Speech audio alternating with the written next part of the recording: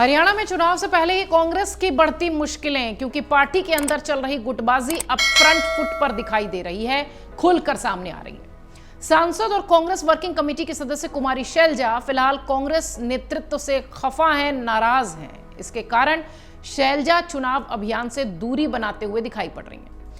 सवाल उठता है कि किस बात से शैलजा की नाराजगी है। क्या वाकई में शैलजा को चुनाव न लड़ने देना, विधायकी का चुनाव न लड़ने देना कांग्रेस को भारी पड़ जाएगा? ये खेमेबाजी जो हरियाणा में दिखाई पड़ रही है, वो क्या वाकई में कांग्रेस को परेशान करेगी हरियाणा चुनाव के लिए? शैलजा की नाराजगी की जो वजहें हैं उसे लेकर बताया जा रहा है कि भूपेंद्र हुड्डा वाले गुट पर ज्यादा तवज्जो दी गई टिकट बांटने में, और प्रदेश में भी भूपेंद्र हुड्डा गुट पर ज्यादा तवज्जो दी जा रही है, जिस पर कि कुमारी शैलजा नाराज हैं। यही कारण है कि शैलजा हफ्ते भर से हरियाणा में कांग्रेस के प्रचार अभियान में न तो नजर आ रही हैं और ना ही किसी के बारे में कोई जानकारी दे रही हैं, ना बातचीत कर रही हैं। वो कहां हैं ये भी किसी को नहीं पता है। शैलजा से जुड़े जो करीबी सूत्र हैं वो लगातार ये जानकारी दे रहे हैं कि ऐसा लग रहा है कि केवल भूपेंद्र सिंह हुड्डा के नेतृत्व में चुनाव कराया जा रहा है, जबकि लंबे समय से कुमारी शैलजा चुनाव में जुटी हुई थी।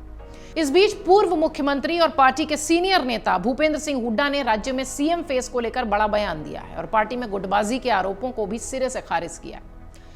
एक समाचार पत्र को इंटरव्यू देते हुए, मीडिया को इंटरव्यू देते हुए उन्होंने बातचीत में कहा कि कांग्रेस चीफ मल्लिकार्जुन खड़गे तो कहते हैं कि मुख्यमंत्री का चेहरा कोई नहीं होगा।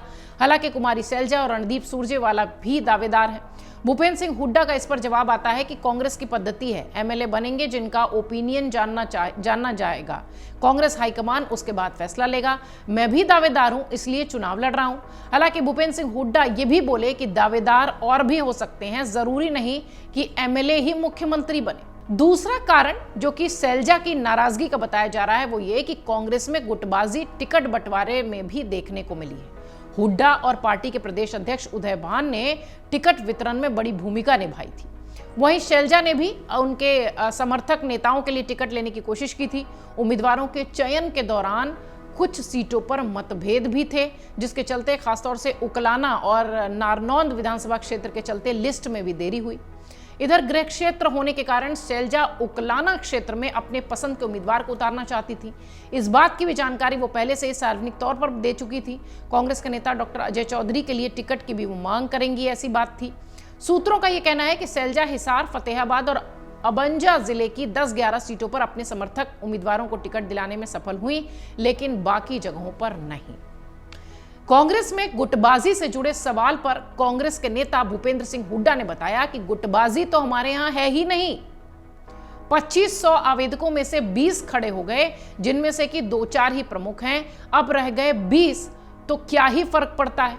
आप बीजेपी को देखिए, वहां क्या स्थिति है। अनिल विज साहब कुछ कह रहे हैं, राव इंद्रजीत कुछ और ही बोल रहे हैं। आम चुनाव 2024 की अगर बात करें, लोकसभा चुनाव में, तो 5 सीटें यहां पर आई थी बीजेपी को, और इस बार कांग्रेस को भी 5 सीटें आई थी। और इस बार भूपेंद्र सिंह हुड्डा ने कहा कि मैं नंबर तो नहीं बताऊंगा, हालांकि भारी बहुमत से कांग्रेस की सरकार बन रही है।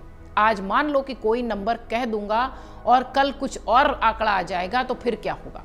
लोकसभा चुनाव 2024 कैसे जीत गए, 5 सीटें कैसे आई? हमारे कार्यकर्ता मजबूत हैं इसलिए आई। संगठन होता और मजबूत तो और ज्यादा सीटें आती।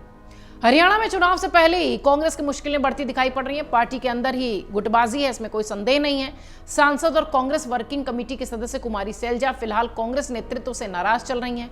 इसके कारण फिलहाल शैलजा चुनाव अभियान से भी दूरी बनाती नजर आ रही हैं। अब सवाल ये उठता है कि उनकी नाराजगी कितना परेशान करेगी कांग्रेस पार्टी को, और दूसरी सबसे बड़ी बात कि शैलजा की ये नाराजगी जो कि गुटबाजी में दिखाई पड़ रही है, क्या वाकई में इससे कांग्रेस की परेशानी बढ़ती दिखेगी और इसका असर चुनाव परिणाम पर भी दिखेगा? अगर आप ये वीडियो YouTube पर देख रहे हैं तो हमारे चैनल को सब्सक्राइब करें और बेल आइकन को दबाना ना भूलें। अगर आप Facebook पर ये वीडियो देख रहे हैं तो हमारे पेज को लाइक करें।